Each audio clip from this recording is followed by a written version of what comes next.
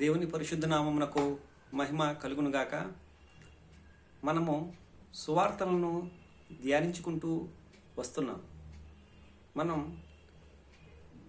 గతంలో మత్తయి సువార్త, మార్కు సువార్త, లూకా సువార్త ధ్యానించాం. ఈరోజు మనము ధ్యానించబోయే సువార్త యోహాను సువార్త. ఆత్మ నడిపింపు కోసం ప్రార్థిద్దాం. మహాపరిశుద్ధుడా, ప్రేమల తండ్రి, నీ పరిశుద్ధ పాదమునకు, నీ ఘనమైన నామమునకు వేలాది స్తుతులు స్తోత్రం ప్రభువా. నిన్న నేడు రేపు ఏకరీతిగా ఉన్న దేవుడవు, యుగ యుగములకు ఒకటే రీతిగా ఉండే దేవుడవు నాయన.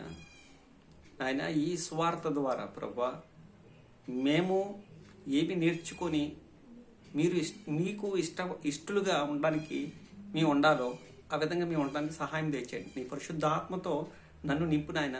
నీ వాక్యంలోని ఆశ్చర్యకరమైన సంగతులను గ్రహించి వాటి ప్రకారం జీవించి మిమ్మల్ని సంతోషపెట్టే వాడిగా మేము ఉండటానికి సహాయం దయచేయండి. నీ కృపలో వర్ధిల్లింపు చేయమని నాయన చెప్తున్న నన్ను మరుగుపరిచి నీ ఆత్మావేశాన్ని ఇచ్చి నడిపించమని, నీ కృపలో వర్ధిల్లింపు చేయమని యేసు నామంలో ప్రార్థిస్తున్నాను తండ్రి, ఆమేన్. రైట్, మనము మత్తయి సువార్త, మార్కు సువార్త, లూకా సువార్తను ధ్యానించాం. మత్తయి యేసుక్రీస్తుని ఏ విధంగా ప్రజెంట్ చేశారు అంటే, మత్తయి యేసుక్రీస్తుని యూదులు రాజుగా ఆయన ప్రజెంట్ చేశారు. అందుకే మనము మత్తయి సువార్త మొదటి అధ్యాయము మొదటి వచనం మనం చూసినట్లయితే, అబ్రహాము కుమారుడైన దావీదు కుమారుడైన యేసుక్రీస్తు వంశావళి ఎక్కడి నుంచి తీసుకొచ్చాడు ఆయన అంటే, అబ్రహాము గారి దగ్గర నుంచి. అబ్రహాముకి దేవుడు వాగ్దానం చేస్తాడు కదండి. ఆయన ఆదికాండం 12వ అధ్యాయంలో ఆయన వాగ్దానం చేస్తాడు, నీ సంతానము ద్వారా సకల భూలోకంలోని సకల వంశావళులు, భూలోక జనములన్నీ ఆశీర్వదించబడతాయని చెప్పి ఆ రోజు అబ్రహామును పిలిచినప్పుడు దేవుడు అబ్రహాముకు వాగ్దానం చేశాడు. అది యేసుక్రీస్తులో ఫిల్ఫిల్ చేశాడు. అదే విషయాన్ని కోట్ చేస్తూ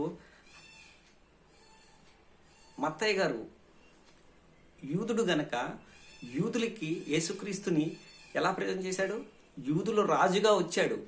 యూదులు ఏం చేశారు? ఎదురు చూస్తున్నారు. మెస్సయ్య వస్తాడని ఎదురు చూస్తున్న సమయంలో యేసుక్రీస్తు రావటం, యేసుక్రీస్తును వారు అంగీకరించకపోవటం, ఆయన్ను ఆఖరికి సిలువ వేసి చంపేయడం, ఆయన మరణించడం, సమాధి చేయబడడం, పునరుత్థానం అవటం, ఇవన్నీ వారు చూస్తూ వారి ఇంకా ఇవన్నీ ప్రవచనాలు నెరవేర్పు అయినప్పటికీ కూడా ఇంకా వాళ్ళు మెస్సయ్య కోసం ఎదురు చూస్తున్న సమయంలో మత్తయ్య గారు యేసుక్రీస్తుని ఈయనే మెస్సయ్య, ప్రవక్తలు ప్రవచించిన ప్రవచనాలు ఈయనలోనే నెరవేరి చూడండి, ఈయనే యూదుల రాజుగా పుట్టాడు అని చెప్పి యూదుల రాజుగా ప్రజెంట్ చేస్తూ యూదులకి యేసుక్రీస్తుని చూపించాడు ఆయన. 4 సువార్తలు ఉన్నాయి. సువార్తలు అనగా 1 కొరింథీయులకు రాసిన పత్రిక 15వ అధ్యాయములో ఒక మాట ఉంటుంది, యేసు జననము, యేసు మరణము, యేసు పునరుద్ధానము సువార్త ఒకటే, కానీ 4 రాశారు. 4 విషయాలు, 4 సాంప్రదాయాలు, 4 సంస్కృతులు, 4 కోణాల్లో యేసుక్రీస్తుని చూపించడం జరిగింది. రైట్, మత్తయి యూదులకి రాజుగా యేసుక్రీస్తుని పరిచయం చేస్తే, మరి మార్కు యేసుక్రీస్తుని ఏ విధంగా ప్రజెంట్ చేశారు అంటే, మార్కు యేసుక్రీస్తుని దేవుని కుమారుడిగా, మార్కు ఎవరిని ఉద్దేశించి ఎవరిని దృష్టిలో పెట్టుకొని ఈ మార్కు సువార్త రాశారు అంటే, అక్కడున్న రోమియోల్ని ఉద్దేశించి ఆయన సువార్తను రాశారు. ఈ రోమియోలకి ఇప్పుడు అన్యుల్ని ఉద్దేశించుకొని, ఆయన యూదుడైనప్పుడు, మార్కు యూదుడైనప్పటికీ అన్యజనుల్ని దృష్టిలో పెట్టుకొని ఆయన ఈ మార్కు సువార్తను రాశారు. అదే అబ్రహాం కుమారుడైన, దావీదు కుమారుడైన యేసుక్రీస్తు వంశావళి అంటే యూదులకి, ఆ రోమియోలకి అర్థం అవ్వదు. రోమియోలు అన్యులు, వారికి తెలియదు. అదే దేవుని కుమారుడుగా మీరు మార్కు సువార్త 1వ అధ్యాయం 1వ వచనం మనం చూసినట్లయితే, దేవుని కుమారుడైన యేసుక్రీస్తు సువార్త ప్రారంభం అని చెప్పి మార్కు గారు చెప్తారు. అంటే యేసు ఇంకా డైరెక్ట్గా దేవుని కుమారుడు, సువార్త పని ప్రారంభం అని చెప్పి మార్కు గారు క్లియర్ కట్గా చెప్పేస్తారు. మార్కు గారు మరి యేసుక్రీస్తుని ఏ విధంగా ప్రజెంట్ చేస్తున్నారంటే, ఆయన దేవుని కుమారుడు అయి ఉండి కూడా పరిచారకునిగా, ఆయన దేవుని కుమారుడై ఉండి తను తాను తగ్గించుకొని పరిచర్య చేసే మనిషి కుమారుడు పరిచర్య చేయించుకునడానికి ఈ భూమి మీదకి రాలేదు, కానీ పరిచర్య చేయటానికి అనేకులకు ప్రతిగా విమోచన క్రైదనంగా తన ప్రాణం పెట్టడానికి వచ్చానని చెప్పి మార్కు గారు యేసుక్రీస్తుని ఒక దేవుని కుమారుడైన యేసుక్రీస్తు పరిచారకునిగా ఆ రోజున్న రోమియోలకి ప్రజెంట్ చేశారు. మరి లూకా గారు ఎవరిని ఉద్దేశించి ఆయన లూకా సువార్తను రాశారు అంటే, మొదటిగా లూకా గారు అన్యుడు. 12 మంది శిష్యుల్లో ఇద్దరే సువార్తను రాశారు. ఒకరు అపోస్తుడైన మత్తయి అయితే మరొకరు అపోస్తుడైన యోహాను. వీళ్ళిద్దరే సువార్తలు రాసిన వారిలో ఉన్నారు. మార్కు యూదుడే, కానీ యేసుక్రీస్తు శిష్యుల్లో ఒకటిగా లేకపోయినప్పటికీ ఆయన కూడా యేసుక్రీస్తు శిష్యుడని మనం మార్కు సువార్త మాట్లాడుకున్నప్పుడు మనం చెప్పుకున్నాం. ఇప్పుడు యాహాను దగ్గరికి వచ్చేటప్పటికి ఇప్పుడు లోకా గారి దగ్గరికి వచ్చేటప్పటికి లోకా గారు ఎవరు అంటే, లోకా గారు అన్యుడు. అంటే ఇది బైబిల్ కొంతమంది ఏమనుకుంటారంటే మతం అని చెప్పి చాలామంది అంటారండి. ఇది మతం కాదు నాన్న, మార్గము. దేనికి మార్గము అంటే, యేసుక్రీస్తు యోహాను సువార్తలో చెప్తారు కదా, నేనే మార్గము. దేనికి మార్గము? నిన్ను నన్ను రక్షించడానికి ఆయన పరము నుండి దిగి వచ్చారు. ఎవరైతే ఆయన ఎందుకు విశ్వాసము నమ్మిక ఉంచుతారో నిత్య జీవితాన్ని ఇస్తా అంటున్నాడు.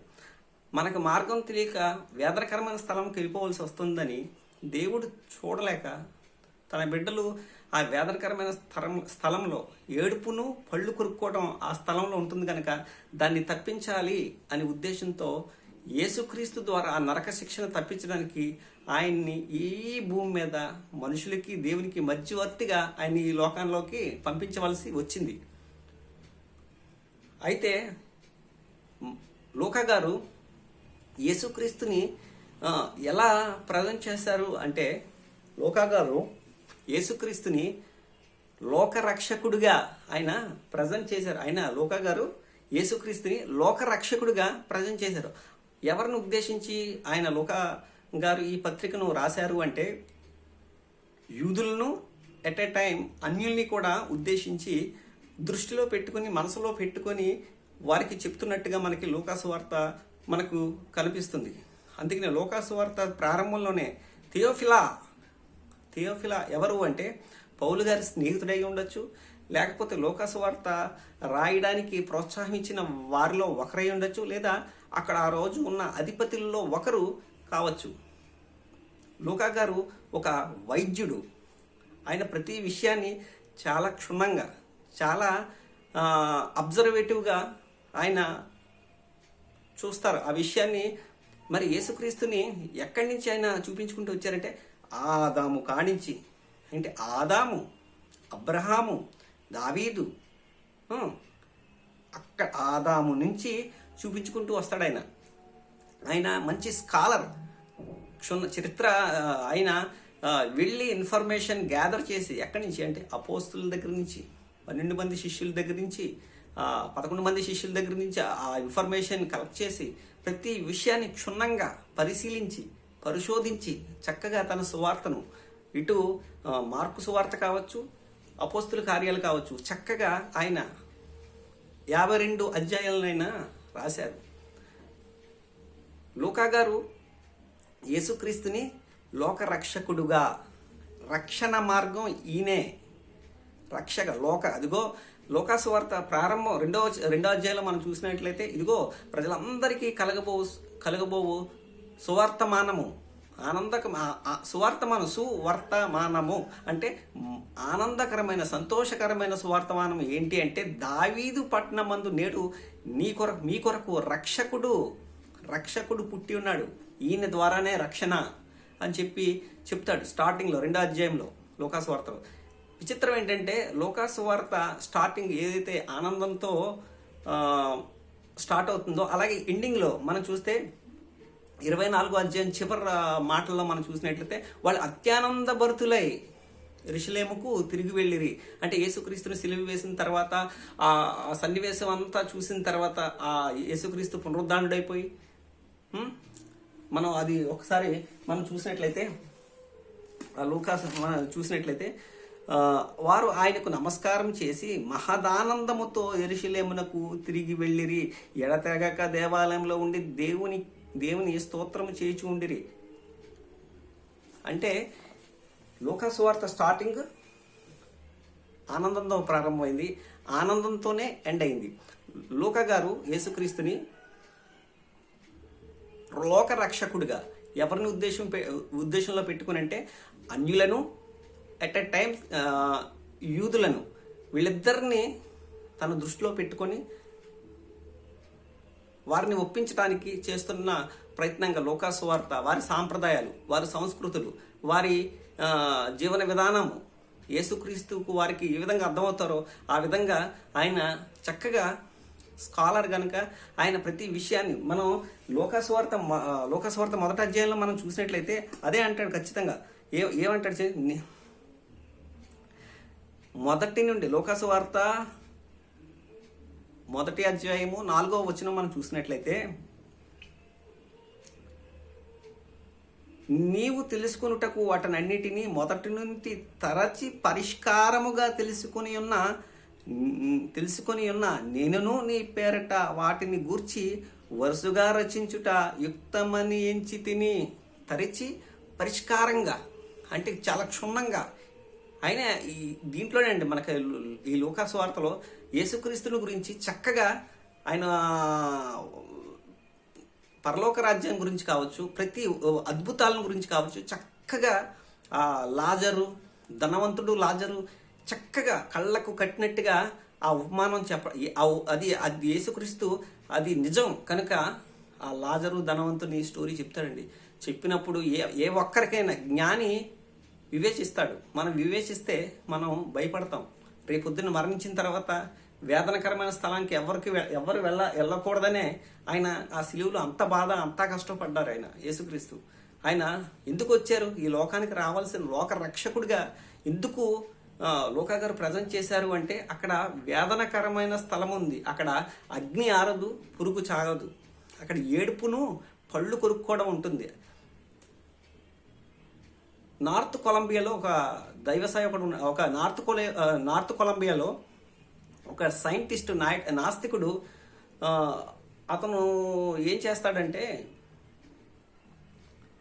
నాసా వీళ్ళు అంతరిక్షంలో ఏం జరుగుతుందో వీళ్ళు తెలుసుకుంటున్నారు కానీ అసలు భూమి క్రింద ఏముంది, భూమిలో ఏముంది అని చెప్పి నేను తెలుసుకోవాలి అని చెప్పి అతను తన శిష్యుల బృందంతో భూమిని తవ్వటం, ఒక పెద్ద పెద్ద యంత్రాలతో భూమిని రంధ్రం చేయటం. ఆయన పేరు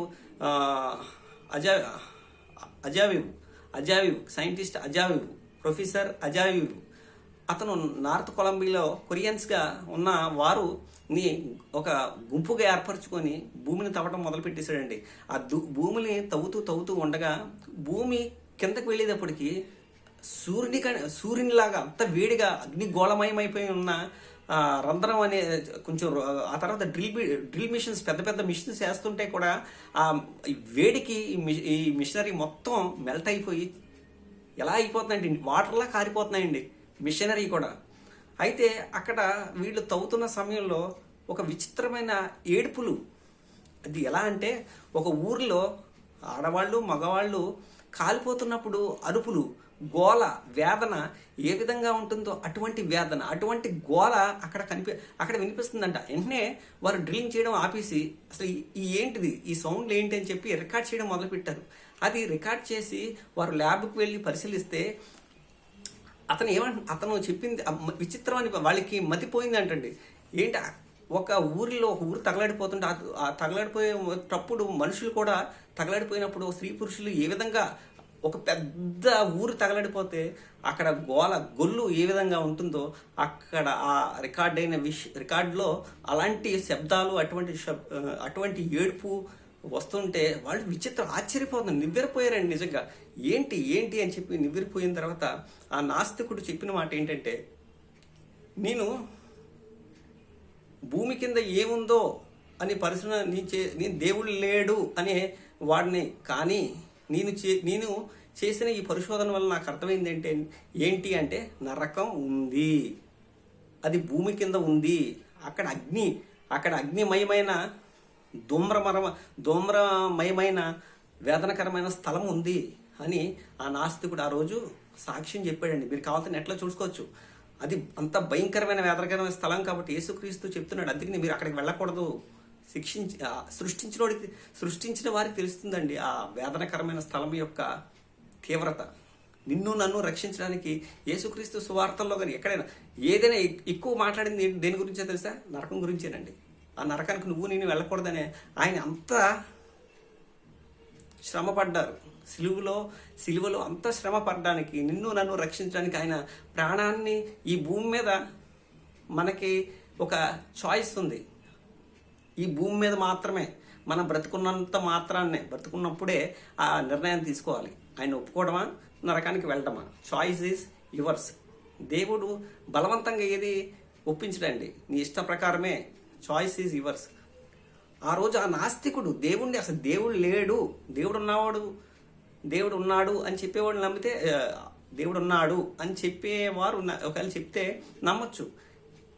ఎవరైనా నమ్ముతారు, వారు నమ్ముతారు. కానీ ఒక నాస్తికుడు ఆ విధమైన స్టేట్మెంట్ ఇస్తే అందరూ నివ్వెరబోయారండి నిజంగా. అంటే వేదనకరమైన స్థలము ఉంది, దాని సృష్టికర్త ప్రభు అయిన యేసుక్రీస్తు. ఇది మతం కాదు, ఇది మార్గము. అయితే లోక యేసుక్రీస్తుని లోకరక్షకుడుగా ప్రజెంట్ చేశారు. ఇప్పుడు మనం ఈరోజు మాట్లాడుకోబోతున్న సువార్త యోహాను రాసిన సువార్త. మరి యోహాను గారు ఎవరిని ఉద్దేశించి, ఎవరికి ఈ సువార్తను రాశారు అంటే, యోహాను గారు ముఖ్యంగా యూదుల్ని అలాగే అన్యజనుల్ని దృష్టిలో పెట్టుకుని యోహాను సువార్త రాశారండి. యోహాను గారు యేసుక్రీస్తుని ఏ విధంగా పోలుస్తున్నారు అంటే, వెలుగుగా, శరీరధారిగా, వాక్యముగా ఆయన పోలుస్తూ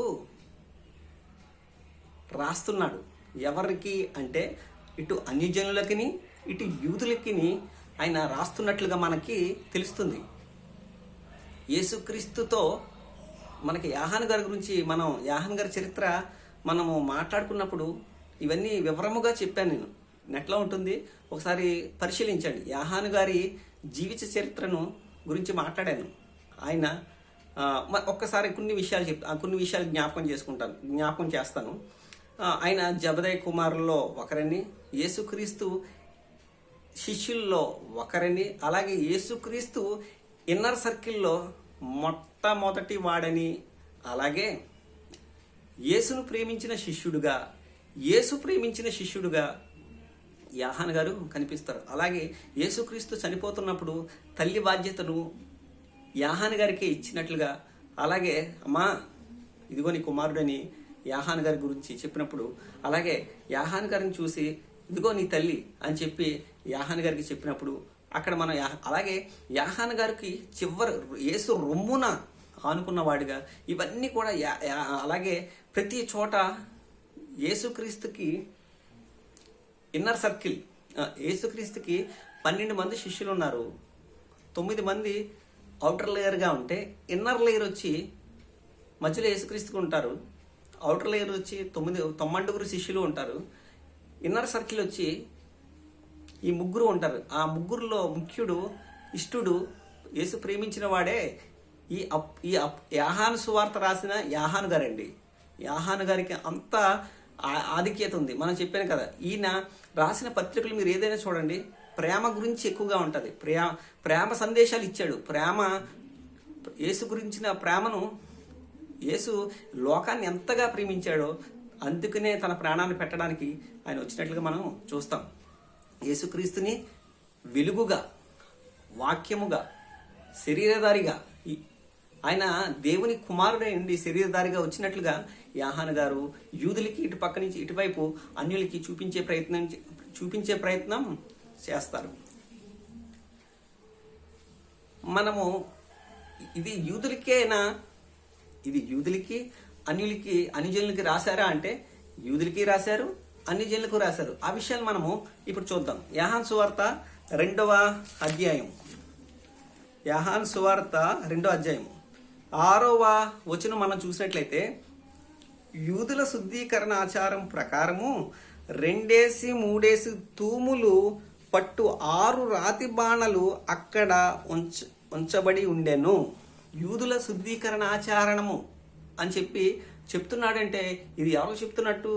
యూదులకి చెప్తున్నట్టు కాదు. ఎందుకంటే యూదులకి వారి ఆచార వ్యవహారాలు కావచ్చు, వారి సంస్కృతి సాంప్రదాయాలు కావచ్చు, వారికి తెలుసు. కానీ యూదుల శుద్ధీకరణ ఆచారము ప్రకారము 2-3 తూములు పట్టు 6 రాతి బాణలు అంటున్నాడంటే ఇది యూదుల గురించి అన్యులకి చెప్తున్నట్టుగా, అంటే ఇది అన్యులకిని అటు యూదులకి చెప్తున్నట్లుగా మనం చూస్తాం. అలాగే మనం ఇంకా మనం చూసినట్లయితే 4వ అధ్యాయంలో మనం చూసినట్లయితే అక్కడ యాకోబు, ఇది కూడా చూడండి, ఈ విషయాలన్నీ కూడా యూదులకి తెలుసు.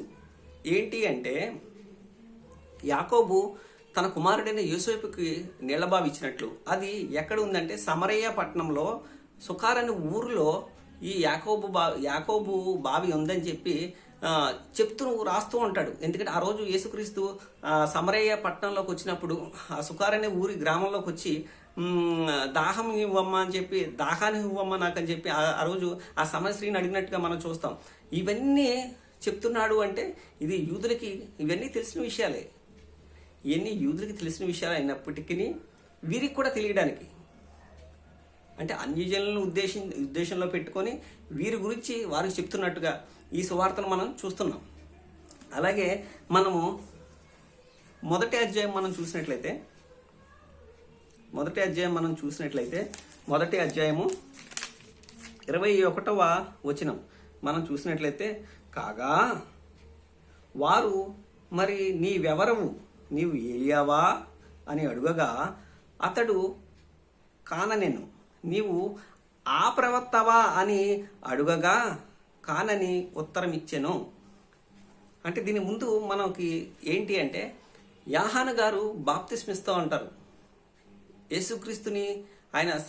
యేసుక్రీస్తుకి మార్గం సరళం చేస్తూ ఆయన మారు మనసు పొందండి, పాప క్షమాపణ నిమిత్తము బాప్తిసం పొందండి అని చెప్పి ఆయన ప్రకటన చేస్తున్నప్పుడు అక్కడి నుంచి వచ్చి నీవెవరు అని అడుగుటకు యూదులు యెరూషలేము నుండి యాజకులను లేవీలను యాహాను వద్దకు పంపినప్పుడు అతడిచ్చిన సాక్ష్యం ఇదే.